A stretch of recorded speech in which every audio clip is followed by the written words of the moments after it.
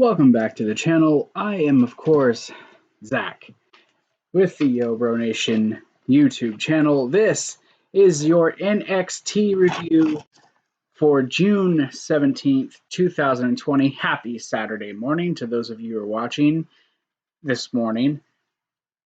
Whew. Currently, as you're watching this, I'm actually not home. I'm actually on the road right now, on my way to see my children for Father's Day, which brings me to bring this up, a little bit of house cleaning. Sunday at 10 a.m. I will be doing a Father's Day special. It will be the return of the Best Countdown. It'll be the top 10 fathers and their legacies being their kids, son, daughter, twins, whatever the case may be. That will be on Sunday at 10 a.m. for those who care to watch. So you guys are free to watch that. Reminder, there will be no SmackDown review tomorrow night. Like I said, I'll be visiting my kids, so I'm opting to not do a review. Doesn't mean I won't watch the show, but I'm not going to be reviewing it. So I will go back to my normal schedule come Monday. I'll be back. Hopefully I won't be tired, but I'll be back doing things as normal. Just in case. If you guys would like to help support the channel, you guys can go to any of our three main social media pages, all down on the links below: Twitter, Instagram, and Facebook. You guys can go there. If you guys would like to help through Patreon or through StreamLabs, description's also down in the description below for that. Now, that stuff, quick, easy, out of the way. Real quick, I am going to actually start putting new designs on my TeePublic store. The TeePublic link is down also in the description. So I'm going to start doing that as well. Not sure when the designs will be up, but once they are, I'll definitely let you guys know. If I seem a little tired, it's because I am. It is almost midnight, actually, as I'm recording this. Saturday morning to you, but midnight to me. So I am a little tired. Sucking on the good old coffee. But hey, let's go ahead. Let's get into it. NXT last night, really, really good show. Last week I thought NXT was better than AEW. It's flipped this week. This week I actually think AEW was better than NXT, but I still think NXT was a really good, entertaining show. But there were a couple lull moments for me that were just kind of meh. I'm sure you guys understand what I'm saying. But big news concerning both the North American and the NXT Championship did happen tonight. We had 2 tag team championship matches. It was actually a good show, and they set something up that I think will be a very interesting story, and I'll get to that for sure. But let's go ahead. Let's start at the beginning. The show opened with the NXT Tag Team Championships being defended. Imperium versus Breezango. And Breezango coming out dressed as what they called Emporium last week. Coming out dressed like them, plus a wig. Pretty funny. But the match was fantastic. Yeah, it was a fantastic match. I don't know what to say. Imperium, though, goes right away, being very aggressive with Fandango and Breezango and Tyler Breeze. I can't talk. I cannot talk. It's been that type of day. But they're very aggressive, working over Tyler Breeze the majority of the match to start.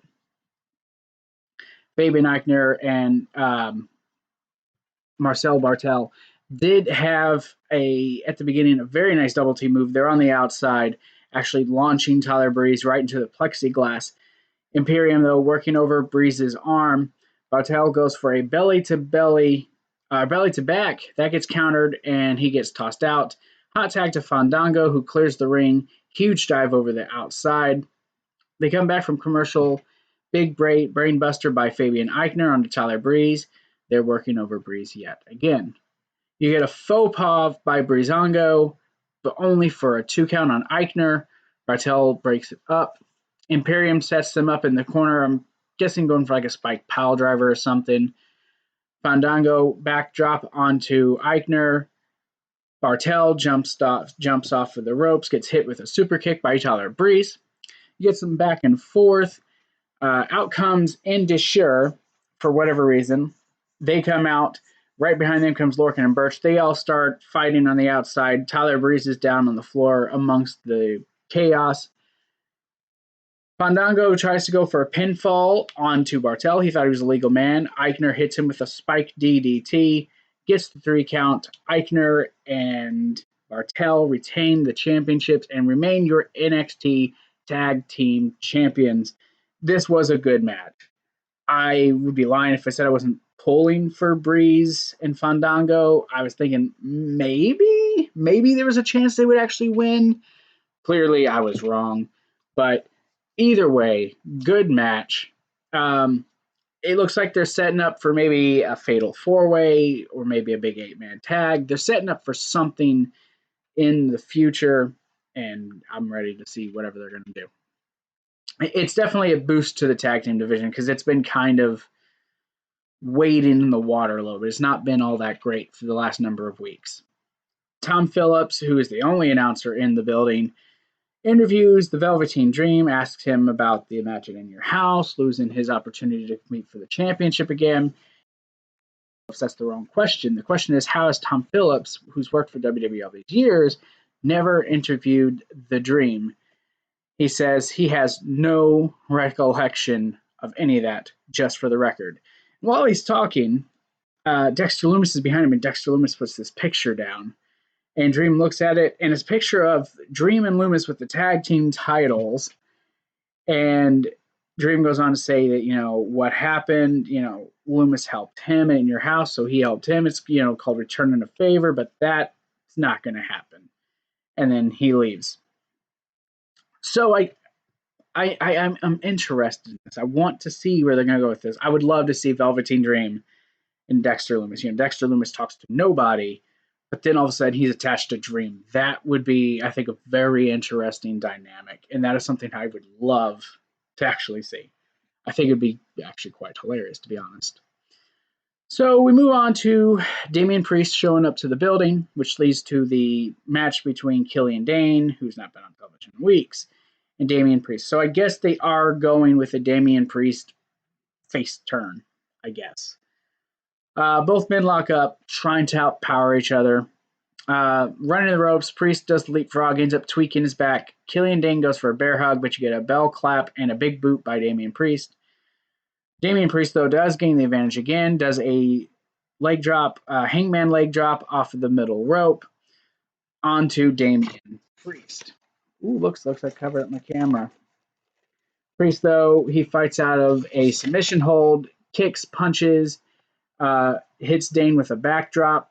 Priest counters the backdrop, builds momentum, shots and kicks, huge elbow by Damien Priest, huge elbow out of the corner by Priest. Killian Dane hits him while he's running with the divide for only a 2 count. Priest lifted up onto the shoulders of Killian Dane, going for electric chair, but gets into a victor roll for a 2 count. Hits the reckoning for the 3 count. Damien Priest wins. I'm not impressed. It was just your standard match. It was okay. Just 2 big guys going at it. Damien Priest, they're building him for whatever. Definitely a heel or face turn, especially when you see his tires being slashed later in the show by Cameron Grimes. So they're setting Damien Priest up for them. Maybe NXT Championship program. Maybe they'll go put him back in the North American title program. I have no clue. We get a short promo for Santos Escobar, and he's talking about having the mask and then talks about now writing his own story. During the break, they showed Robert Stone drunk, I guess because he's got a brown bag with a bottle in it, leaning up against the plexiglass as Killian Dane is leaving, and he just smacks the freaking plexiglass, causing Robert Stone to fall over. This poor guy, he looks pathetic. God, I feel so bad for him. Xia Li versus Aliyah. Aliyah sees Robert Stone kind of just leaning up against the NXT sign. She immediately goes over, helps him, gets him ringside. He's stumbling. He's barely able to stand on him. Like, the dude is just washed. He's he's gone. The match itself is fine. It's a quick match. They start with a collar elbow tie up in the corner into the corner. You get a Luthez by Aliyah, who hits Xia with a number of strikes. Nice, really nice Northern Light suplex by Aliyah, only for a 2 count. Xia Li, though, does take control of the match with a nice big jump kick off the floor. Starts to build her offense, some kicks and some punches by Xia Li. Robert Stone then decides to climb up onto the apron, tries to distract Xia Li, but ends up throwing chunks all over the mat. Just disgusting. Throws up chunks all over the mat. But it does allow for Xia Li to be distracted just long enough for Aliyah to roll her up for a 3 count. Aliyah wins the match. After the match, Robert Stone tries to, do whatever. He falls off the apron straight to the mat. It's pathetic. Aliyah takes him and says, "Hey, look, we did it!" And they leave the ring and go on. I don't care. Honestly, Aliyah, Robert Stone, I don't care. I remember when he was Robbie E in Impact Wrestling. Can I get him wrestling again? He's actually a really good wrestler. Can I get that again, please? Please? So, as promised last week, and I pronounced it wrong, so I apologize, but we get the Thatcher Catch Cam School of Wrestling, and it is in session this week. He shows a couple of holds, a key lock, and more funny than anything, he does the Fujiwara armbar. And he's like, you apply a little pressure, or you can apply more pressure. And then he's got this guy like cussing, right? The guy is cussing. Something about crying on the mat. And he says, tonight was the first step, but next week, the real work begins. And I'm like, God, you almost break that guy's arm already. What are you doing? Was that not enough? Like, geez, man. So we get the undisputed therapy. Roddy, of course, feeling the effects of the abduction that him and Bobby Fish had back at TakeOver from Dexter Lumis. He's seeing him everywhere. He decides that, hey, not him, but Bobby Fish and Adam Cole decide when they're going to pick him up, hey, we're going to do this, but we're going to keep it in-house. We're going to take him to a therapist. We're going to try to get him help. They said we're going to get him professional help. So they take him there. They have him lay on the couch. So the doc comes in. I didn't catch the name, but come on. It's Kyle O'Reilly. Okay? He's trying to talk with an accent. And his hair's long. He's wearing a hat. This was hilarious. He's all like, having look at these pictures because he's asking him, questions, and he's, this and this. Time to look at some pictures, those little pictures with white. At first, those like muscles, like Atlas. He's like, yeah. He says, oh, that's Loomis. He's like, no, it's not. He looks at another one. And he's like, wait a minute, flip that upside down. That's the trunk. They're all arguing. So the doctor, Kyle O'Reilly, yells, I think he needs to confront the trunk. So they get him to go to the trunk, and he's looking in it, and he's like, oh, I can do this. Like, we got you, man, we got you. He's like, well, I trust you. And then he runs off. So Adam Cole's all like, well, despite him running, I think this went really well. And, Bobby Fish's like, yeah. He's like, now we got to go home. So he yells for the diver. And that was pretty much the segment. It was fine. It was funny. It was just getting those guys the continued stories of Roderick Strong and whether Dexter's chasing him or not. The whole story it's starting to be fun. So it's probably going to be these two versus Dream and Dexter Lumis at some point. And I could see it all leading to a Dexter Lumis Velveteen Dream friendship. Or some sort of weird warped friendship. And it gives Dream something to do till he can challenge for the title again. So we go from one segment with Adam Cole to another segment with Adam Cole, followed by a third segment with Adam Cole. But this one is Adam Cole backstage. He's looking at the hourglass.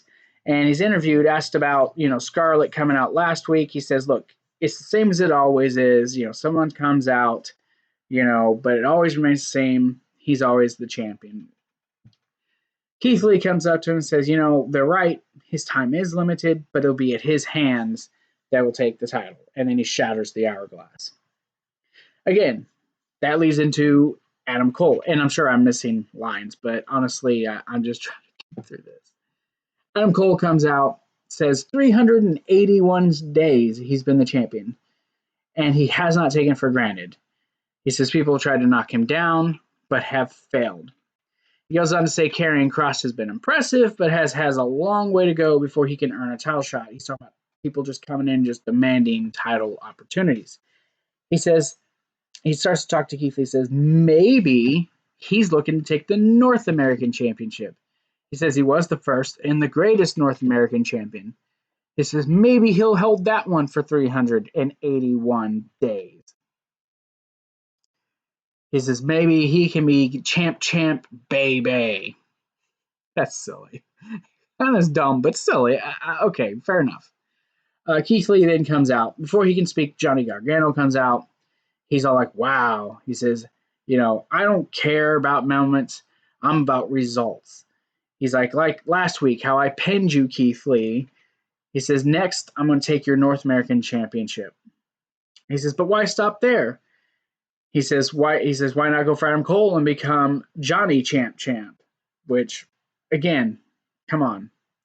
So then him and Keith Lee start bantering back and forth. Keith Lee asks how his wife is. He says she's fine, especially since what you did. He's like, what I did.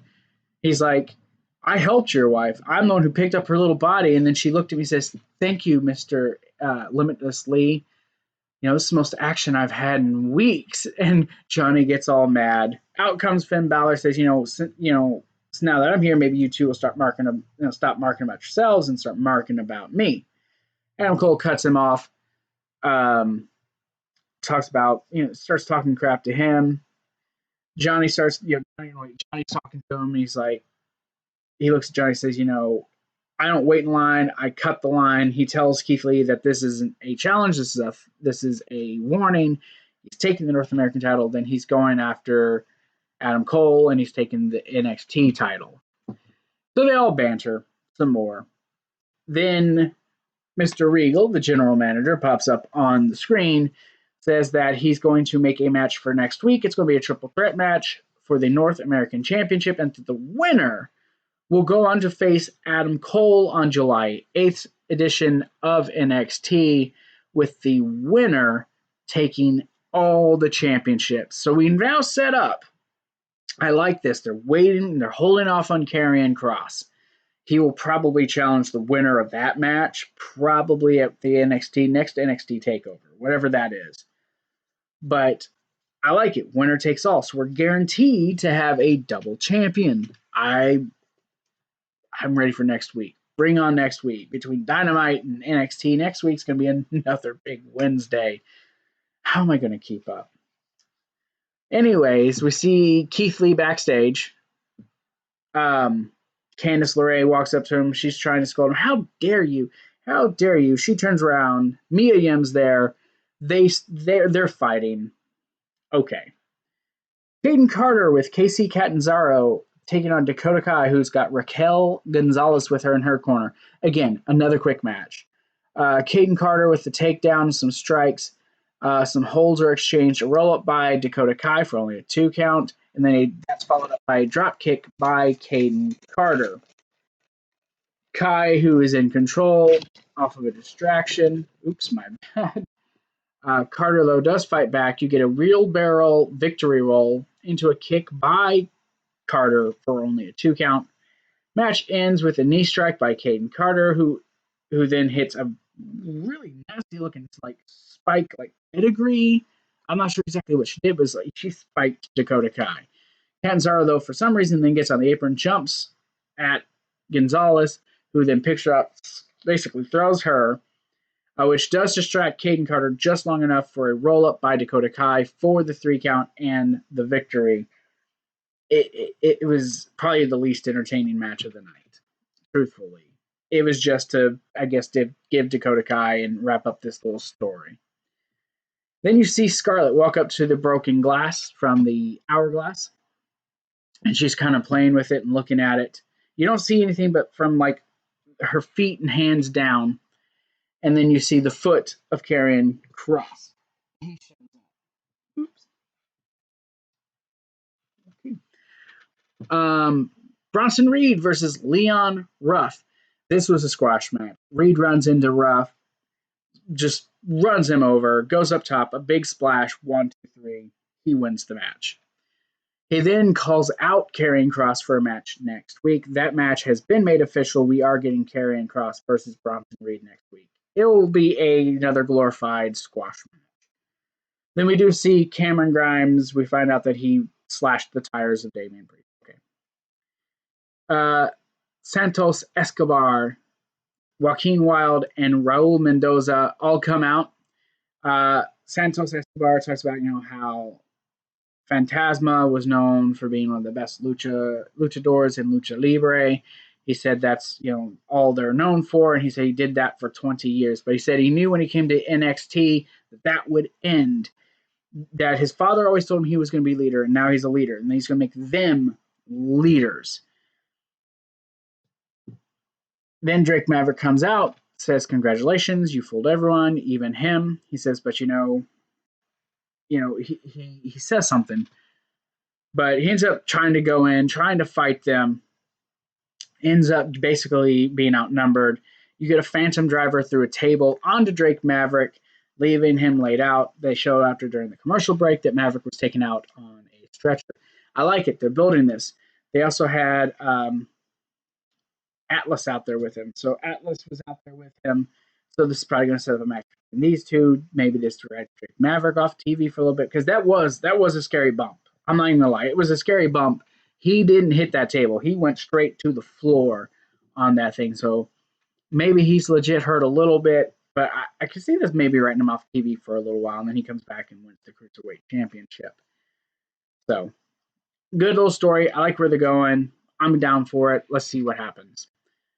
Bayley and Sasha Banks defending the women's tag team championships against Shotzi Blackheart and Tegan Knox. It was bittersweet. Bittersweet to see Sasha and Bayley back on NXT. They had an opportunity to bring them back, last year when they won the championships. They could have had them there with the actual crowd. This crowd did not give them a great reception. I could have imagined the actual NXT audience there cheering when they came out, despite the fact that they're heels. That aside, this was a really good match. A really good matchup for the women's tag team championships. Probably the best women's tag team title match I've seen in a while, and the one that actually entertained me for once. But Tegan Knox and Sasha Banks tried to kind of out-wrestle each other at the beginning. Get a nice drop toe hold by Knox, who then rolls up, drop toe hold by Knox, who then onto Sasha. Shotzi rolled her up only for a 2 count. A big knee by Shotzi, or to Shotzi's head after a nice exchange. Crossbody by Tegan Knox onto Bayley, then a high knee by Sasha for a 2 count. Hot tag to Shotzi, who's on fire, big discus elbow, and then a big suplex. Shotzi, though, does miss a basement drop kick to the outside. Sasha hits her with the meaty aura. Shotzi, though, tries to fight back. She gets a knees in the corner. Doubled cannonballs by both Shotzi and Tegan into the corners. Chokeslam to the outside on Sasha, who Bayley laying down. You get a big crossbody off the top rope by Shotzi to the outside. They get him back in the rings. Dual hot tags. Sasha and Tegan come in. They're fighting, fists just blowing back and forth. Match ends, though, when Sasha gets the crucifix pin, which is only a 2 count. That goes into a bank statement attempt, but Shotzi manages to get out of that. Cattle mutilation. Bayley tries to bring the chair in. Tegan's waiting on her. She steps on it. That distracts the referee, allowing Bayley to then flip Shotzi back over for Sasha to get the bank statement in, and Shotzi Blackheart does tap out. Again, really, really good match. I'm doing it no justice. Believe me, I'm tired, and it's been a long day.